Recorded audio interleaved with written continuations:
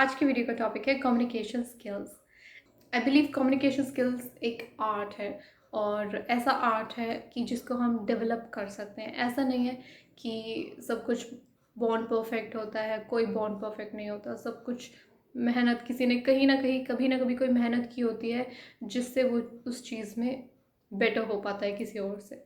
ठीक है, अगर आप चाहें तो अपनी कम्युनिकेशन स्किल्स को बेटर कर सकते हैं और दुनिया में ऐसी कोई चीज़ नहीं है जो हम नहीं कर सकते। तो कम्युनिकेशन स्किल्स बहुत छोटी सी बात है।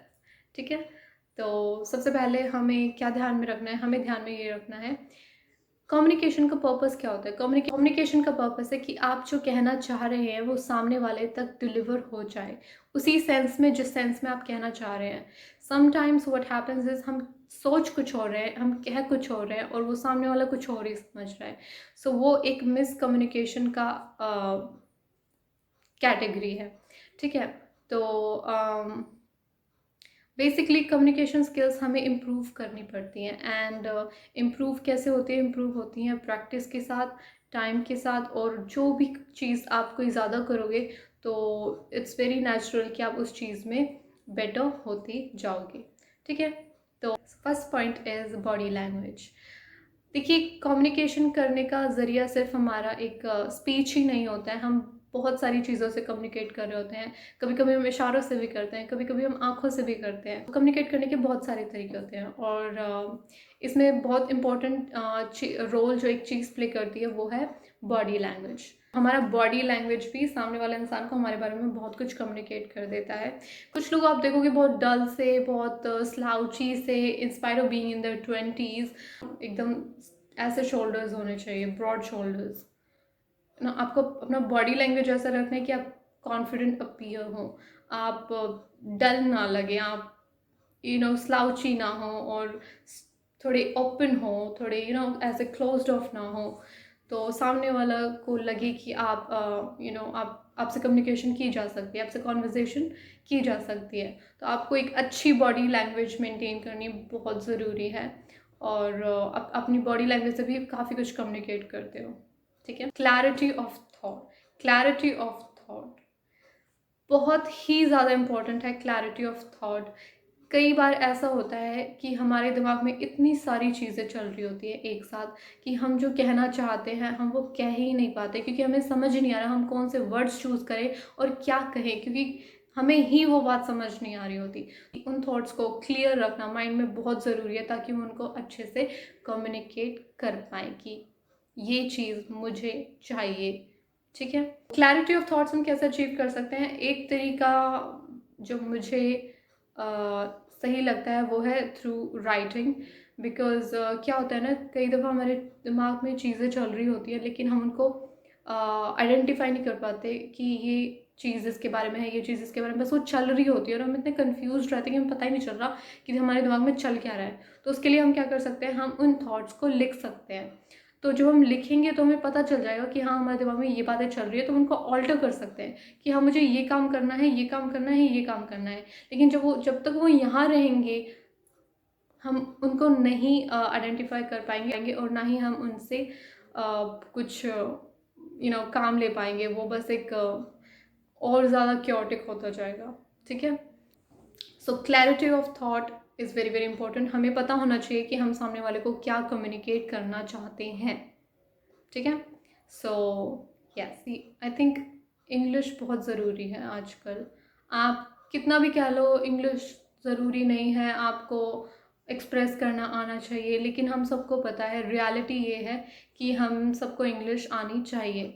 क्योंकि आजकल, इवन आजकल भी हर जगह ये रिक्वायरमेंट होती है कि आपको इंग्लिश आनी चाहिए, वरना आपको इंटेलिजेंट नहीं समझा जाता। आपको आपको कई चीज़ों में आपको थोड़ा वीक समझा जाता है। आई थिंक इसमें कोई बुराई नहीं है, आपको आनी चाहिए, इसमें बुराई क्या है? आपको अपनी मदर टंग भी आती है, आप एक और लैंग्वेज सीख लो। और ऐसी लैंग्वेज, इंग्लिश तो एक बहुत ही प्यारी लैंग्वेज है। आप जैसे जैसे धीरे धीरे स्टार्ट करोगे आपको मज़ा आता जाएगा। ओके, और इसमें कोई हु हा वाली बात नहीं है। देखो देखो, हर चीज़ है ना प्रैक्टिस के साथ आती है। आप जैसे जैसे प्रैक्टिस करते जाओगे वो चीज़ आपकी इम्प्रूव होती जाएगी। आप जैसे प्रैक्टिस छोड़ दोगे उस चीज़ में फिर वो फिर आगे नहीं बढ़ेगी। तो प्रैक्टिस करते रहना है और आई थिंक इंग्लिश बहुत ज़रूरी है, सीखनी चाहिए, कोई बुराई नहीं है। आई एम नॉट सेइंग ज़रूरी है, बट आई थिंक ज़रूरी है, बट आई थिंक सीखने में कोई बुराई नहीं, हमें सीखना चाहिए, समय के साथ हमें खुद को बदलते रहना चाहिए। और इसी में ही एक और पॉइंट है कि हमारी जो वोकैबुलरी है वो बहुत अच्छी होनी चाहिए, क्योंकि कई दफ़ा ऐसा होता है कि हम कुछ कहना चाहते हैं लेकिन हमारे पास वो शब्द नहीं है कि हम उसको अच्छे से पोर्ट्रे कर पाएँ। और कई दफ़ा हम कह भी देते हैं लेकिन उन शब्दों की जगह हम कुछ ऐसे शब्द यूज़ कर लेते हैं कि जिस हमें कम्प्लीटली मिसअंडरस्टूड कर दिया जाता है। सो इस चीज़ को भी ध्यान में रखें कि अपने पास, मैं नहीं कह रही कि अब सारे डिक्शनरी के वर्ड्स रट लो, नहीं, बट अपनी वोकैबुलरी को थोड़ा वाइब्रेंट रखो, थोड़ी अलग अलग वर्ड्स रखो, एक फॉर्मल सेक्शन रखो, एक इनफॉर्मल सेक्शन रखो, ताकि आप उन वर्ड्स को अलग अलग जगह डिफरेंट सिनेरियोज में यूज़ कर पाओ। Okay, next point, have knowledge. I think अगर आपको एक अच्छा कम्युनिकेटर बनना है तो आपको नॉलेज भी होनी चाहिए। आप किस बारे में बात कर रहे हैं, आप जिस टॉपिक के बारे में बात कर रहे हैं, आप उसके बारे में क्या अच्छे पॉइंट्स दे पा रहे हैं, तो उस चीज़ के लिए आपको नॉलेज होनी बहुत ज़रूरी है। वो करंट अफेयर्स हो सकते हैं, वो कोई हिस्ट्री की चीज़ हो सकती है, वो आपके करियर से रिलेटेड, आपके फील्ड से रिलेटेड कोई चीज़ हो सकती है। बहुत ज़रूरी है आप अपने आप को अवेयर रखें, आप अपने आप को एजुकेट करें, और नॉलेज होना बहुत ज़रूरी है। आप अगर किसी से कम्युनिकेट कर रहे हैं तो आप कोशिश कीजिए कि आप उसको कुछ वैल्यू दे पाएँ, कुछ उस कॉन्वर्जेसन में कुछ वैल्यू ऐड कर पाएँ कि सामने वाला आपसे कुछ सीखे, आप भी उससे कुछ सीखें और वो भी आपसे कुछ सीखे। तो एक कम्युनिकेशन का आई थिंक एक बहुत ही अच्छा माहौल बनता है। या आप नॉलेज, अपने आप को एजुकेट कीजिए, अपने टाइम लगाइए, जिस भी चीज़ में आपको इंटरेस्ट है आप उस चीज़ को पढ़िए, और इससे भी कॉन्वर्जेसन जो है आपकी बहुत इंटरेस्टिंग बनती है, और लोगों को पता भी चलता है कि आप इंटेलिजेंट हो, आप अवेयर हो। और आई थिंक नॉलेज होनी बहुत ही ज़्यादा ज़रूरी है। नॉलेज एक ऐसी चीज़ है जो हमारी कभी वेस्ट नहीं जाएगी। वो आप टाइम के साथ रियलाइज़ करोगे कि कहीं ना कहीं वो चीज़ आपकी काम आ ही जाती है, और कोई आपसे छीन भी नहीं सकता ये चीज़। तो knowledge is very important. Ability to listen, be a good listener. ये ही नहीं कि सिर्फ आप बोलते ही जा रहे हो, बोलते ही जा रहे हो, बस आपको बोलना है, मौका मिल जाए बस मैं तो बोल दूँ सब कुछ जो भी पढ़ाया आज तक, ऐसा नहीं होता है। आपको एक अच्छा लिसनर भी बनना चाहिए, बिकॉज एक अच्छा कम्युनिकेटर आपको जब बनना है तो आप चाहेंगे कि लोग भी ये जाने कि आप एक अच्छे कम्युनिकेटर हो। और एक अच्छे कम्युनिकेटर बनने के लिए आपको सुनना भी पड़ेगा, आपको सुनने की एबिलिटी भी होनी चाहिए, आपको सुनने का पेशेंस होना चाहिए, आपको सुनने में इंटरेस्ट होना चाहिए।